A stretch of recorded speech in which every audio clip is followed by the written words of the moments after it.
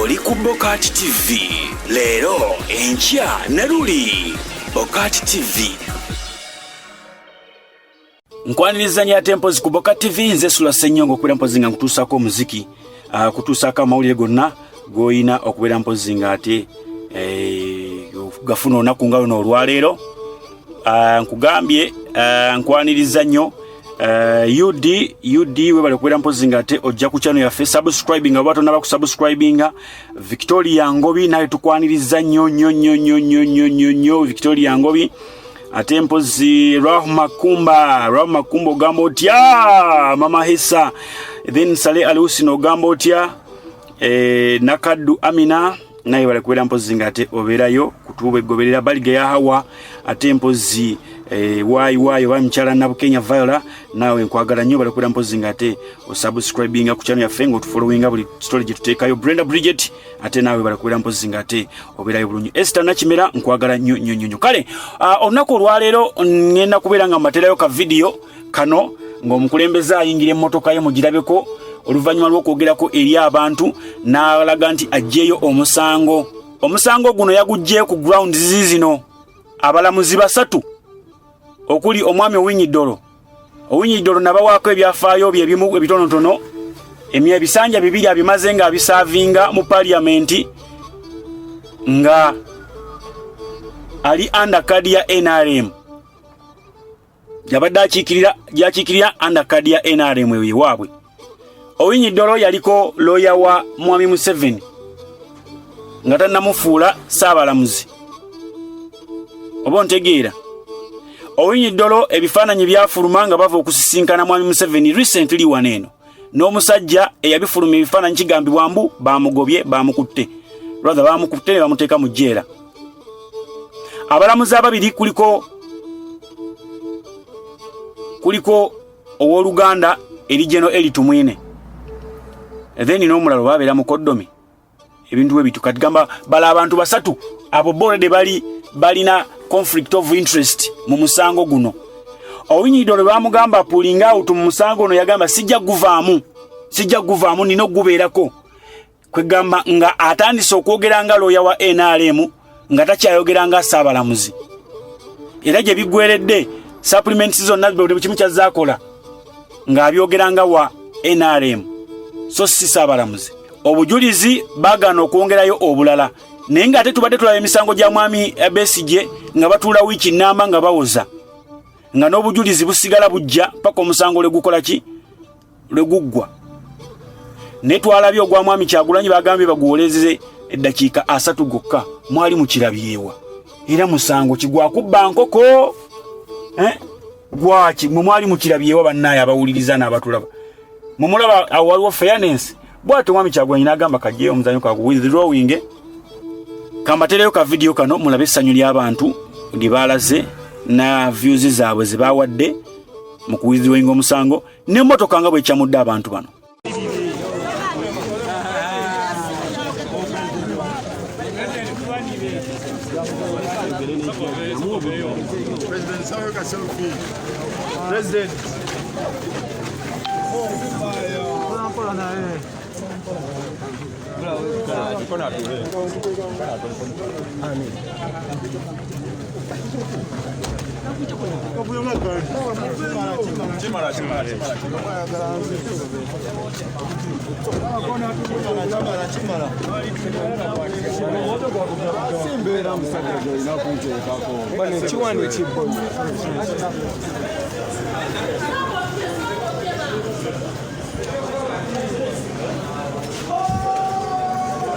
Eno laavu y'emmotoka muganda wange yasobye.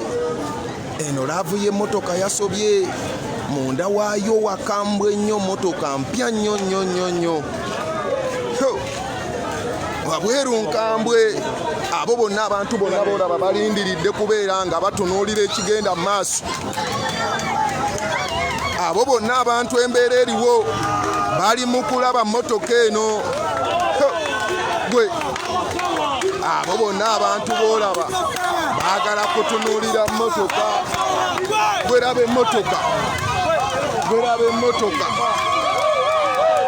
emmotoka yiyo muveeyoko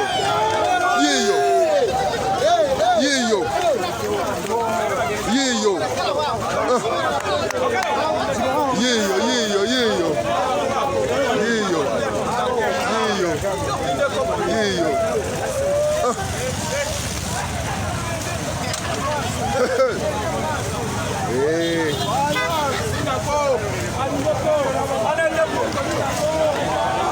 Eyo yembeera. Eyo yegaali. Kamwokya yasanyaladde Lwangaali etayitamu masasi. Kamwokya akyankalanye Lwangaali etayitamu masasi. N'abasirikale bennyini bayimiridde ne bagitunuulira etayitamu basasi. Bannamawulire bonna. Omwana agambye nti neno si mmotoka abula kintu kirala. Ndaba emmotoka we bazisibye. Mmotoka y'omukulembeze emala kugenda. Basibye emmotoka bweraba emmotoka bazisibye babagambye mmwe temugoberera mmotoka ya mukulembeze leka naawe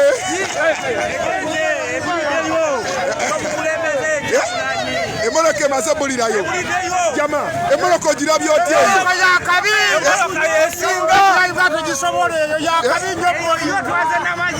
bagambye efaanana eta biki ebigirimu ebyenjawulo emmotoka eri computerize ya modo 2020 tewali muyaye yali agiguze wano ate tebagisobola bakozeyo y'omu yokka ya pulezidenti yokka era yenjiriyo tewali wasobola gigula eyo naye golowooza yasimatuse etya okubeera ng'emutuukako ekyo kitegeeza ki ekyo kyebakulaga omuntu w'abantu nti ne bw'oba nga tokozesa lyanyi abantu bakwagala ne bakukolera ki kyoyagala kyekyo alright nno munnange engaali ogirabye otya muganda wange ate kati ebintu lebo gye twayambuse endala nnyo biki ebigirimu nze sinza nakubuulira sinza kugamba kyoba ki naye ffe twatidde nadda naye kati mwatidde ki ate tobimanyi ebya Uganda bayinza kimujjako tobimanyi muganda wange naye tugenda kwebereramu omusango olwaleero guvuddeyo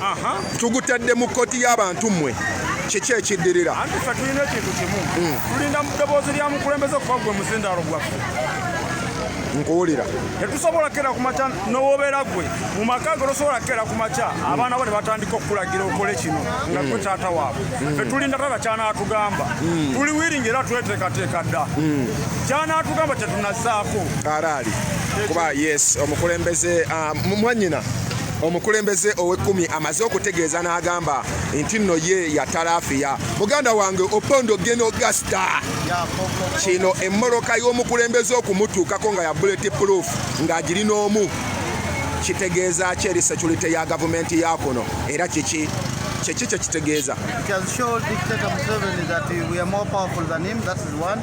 Two, even him failing to notice that we are bringing that guy inside. It shows his intelligence system is poor and fake. So what we are saying today, let's stop only the issue of the car. We want our victory, and our victory is what we are going for. The car has been brought by the ship. You know the ship has been in Mombasa. It's not a worry. So you people should understand that it is time for us to demand for our victory. We are going to demand for the victory. Thank you so much. I don't have a lot to say today. I'm just very happy that we are moving forward. Yes, ekya Honorable Kyagulanyi okugyayo omusango mu kkooti. It was the best thing he did ever. And it's the first in the history within Africa to withdraw the case. It's the first and one in the kind to withdraw. Nobody else has ever. Kitegeeza kino kyakoze nakyo kigenze ddala mu likodi. Yes, just withdrawing again. That one is in the record. Not withdrawing that is agreeing with the President Museveni or agreeing with the dictator Museveni, but withdrawing by going in a better profile court because we are coming to the court of the people. Court of the people is the street here. We are the street people. It's going to ask us, and we are going to reply what we want. Direct to us, not few judges. 9 judges deciding for 45 million people. No. It's now going to be 45 million people judging for themselves. That's what we are going to do. Ekyo kye kitegeeza ekkooti y'abantu. Yes. Si bantu mwenda kubeera nga basalirawo emiliyoni 45 wabula eno kkooti yagendeddwamu emiliyoni 45 zeesalirewo. Yes. Alright, oyo nabadde General Pondo Gasta yakunnyonnyola kooti y'abantu kiki kyetegeeza. Kooti y'abantu si bantu mwenda bali bajjaaji kusalirawo bantu miliyoni 45 ez'Abannayuganda, wabula kitegeeza miliyoni 45 okwesalirawo zo nga zo kyezaabadde kyagala.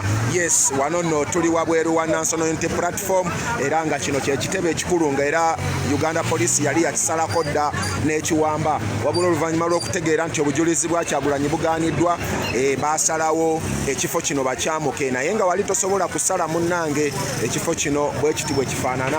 Buli wabeerawo embeera nga luli lwe yali atwala ekiwandiiko ku UN, amakubo gano bagasiba era ne bagaggala. Yes, emmotoka zino zirabe zonna zivyeit naye eri yanjawulo nnyo.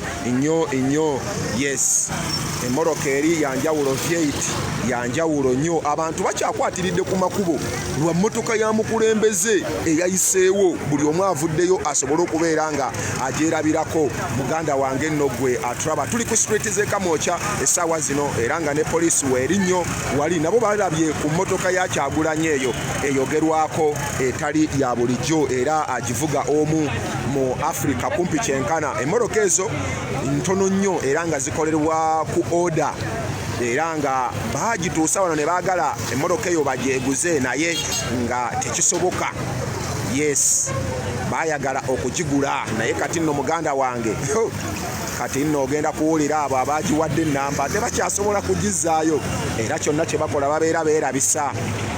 Omanyi tebakyatya kuswala, baswaza buswaza n'okuswaza bakuvaako.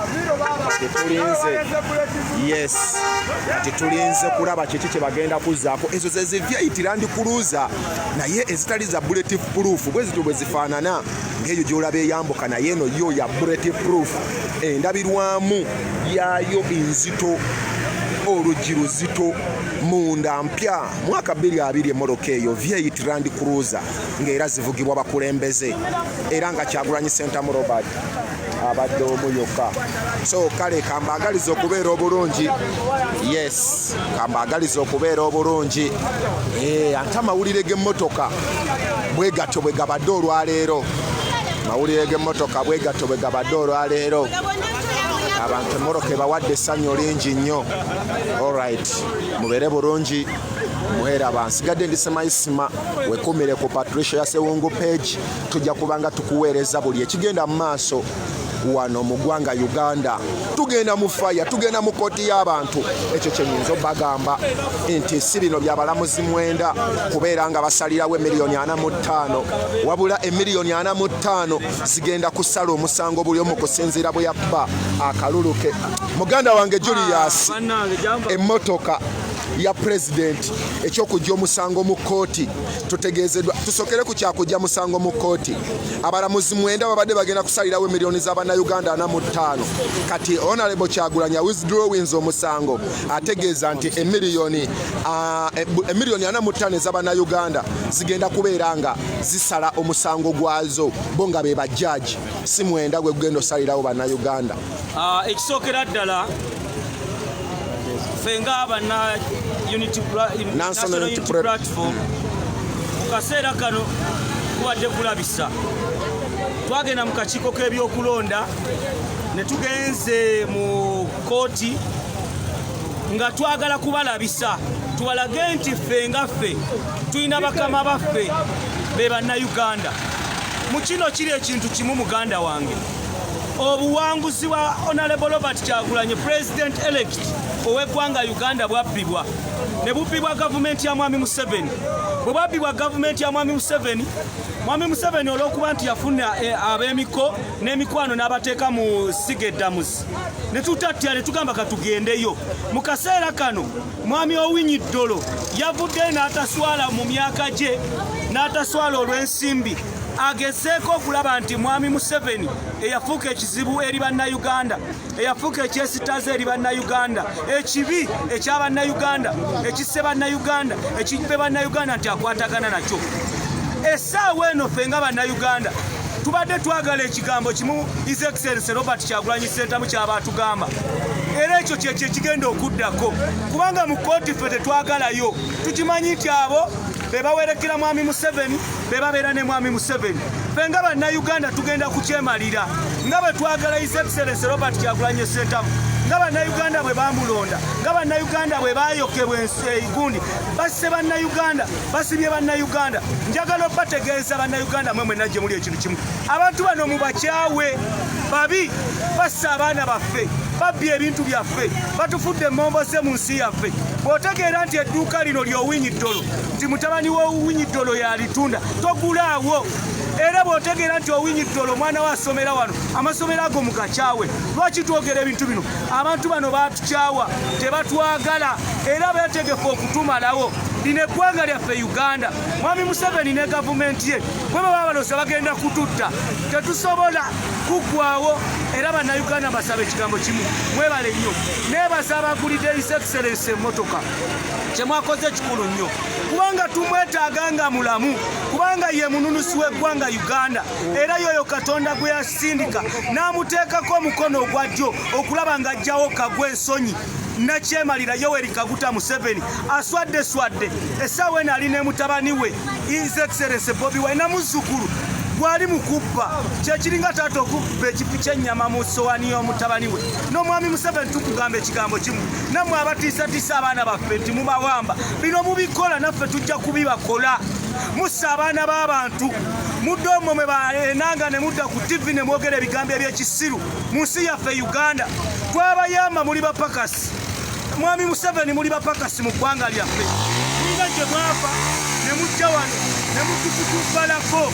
lino eggwanga lyaffe muleme kumanyira bannayuganda oli avaayo okwogera ku nsonga z'eggwanga nti oyo kaakati Abaganda nyassebo nammwe mulina ewammwe mbuliraayo omuganda asobola okugenda neyesimba ewammwe muli mu kumanyira bannayuganda olina avaayo okuvuganya ku bukulembeze bw'eggwanga ne mumuteekako emmundu muswadde nnyo abaana ne mubasiba abatalina musango ne mubateeka mu makomera baedi mutwemu amasasaana muntegeera yammwe n'okumanya kwammwe okujjako nga mutegeera kawungeezi omuntu asobola okukozesa amasasaana okujjako gavumenti n'omusango babakwata ennaku z'omwezi 3 omusango baagubateekako ng'ennaku z'omwezi 3 abo be bayita ababuyabuya muntegeera yaabwe bakola ekintu ne bategeera nkeera omuntu bwe bamukwata ennaku z'omwezi 3 kati n'ogamba musanze n'amasasi ng'ennaku z'omwezi 3 kikulaga ki nti Museveni abamuwa amagezi bagwako mu kinnya ekimu obwongo ne babwerabirayo eggwanga lyaffe balifudde ekisirikwa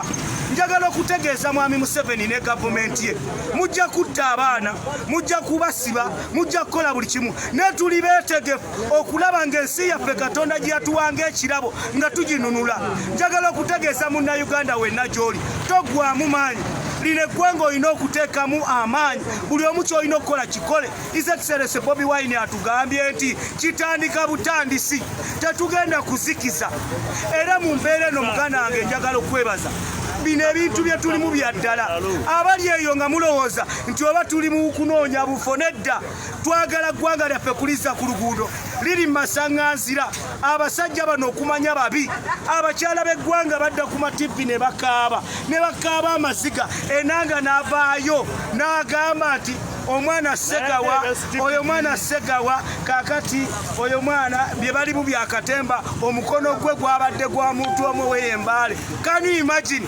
n'owuwo ssebo njagala okutegeeza bukulu enanga lino eggwanga Uganda muleme dizanyirako muleme kumanyira bannayuganda abaana b'abantu mubatadde makomera bavundireyo tebalina misango abavubuka okuwagira Bobi Wine musango bantu bangi bavuddeyo nga bagamba nze Kyagulanyi kyako banze na kyenkoba kyasalawo kyengenda nakyo NUP erina babwongo bangi nnyo kitegeeza basoose ne bakituulako ne bakidisikaasingako ne bakisalawo bwe batyo kati ekyo si kipya tekyewuunyisa nnyo naawe oli waddembe okuteekayo endowooza yo ne tulaba wawe oyimiridde tova ku Bokat TV nze Sula Ssenyonga oli ku Bokat TV leero enkya ne luli Bokat TV